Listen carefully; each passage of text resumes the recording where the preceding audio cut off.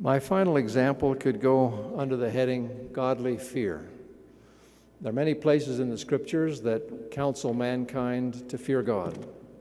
In our day, we generally interpret the word fear as respect or reverence or love.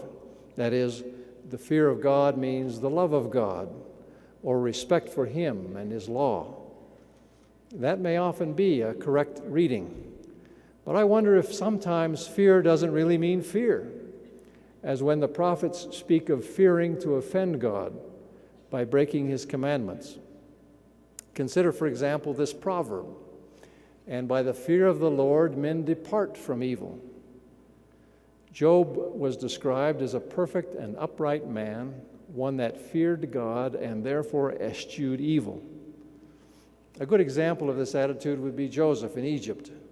When Potiphar's wife attempted to seduce him, Joseph responded, "How then can I do this great wickedness and sin against God?" He was afraid to sin against God. Many today would regard Joseph's reaction as naive. They would laugh at his lack of sophistication, being themselves unafraid to sin against God. They forfeit the blessings. Joseph Smith was once corrected for not showing sufficient concern for God's desires. The Lord said to him, "You should not have feared man more than God. Although men set at naught the counsels of God and despise His words, yet you should have been faithful." I submit that fear of the Lord, or what Paul calls godly fear, should be part of our reverence for Him. We should so love and revere Him that we fear doing anything wrong in His sight, whatever may be the opinions or pressure from others. Mormon urges us, "Begin as in times of old, and come unto the Lord with all your heart, and work out your own salvation with fear and trembling before Him."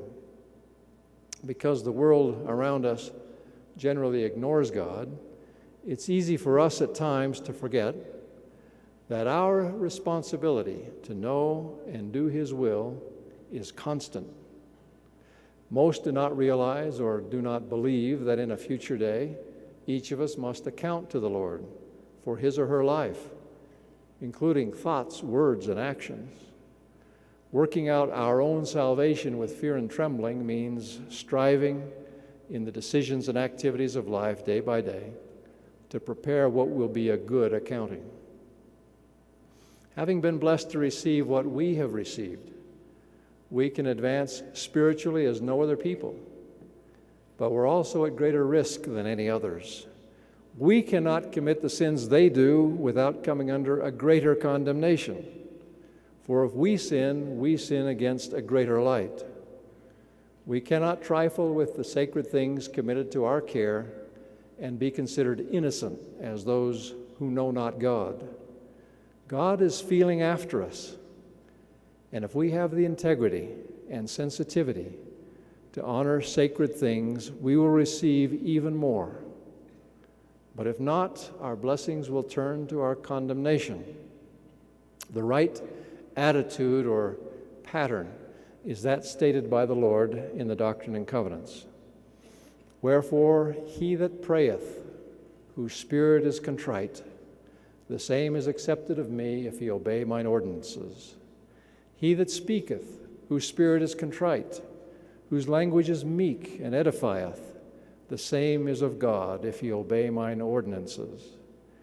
And again, he that trembleth under my power shall be made strong, and shall bring forth fruits of praise and wisdom, according to the revelations and truths which I have given you." Accept the fatherly plea of Alma to Corianton.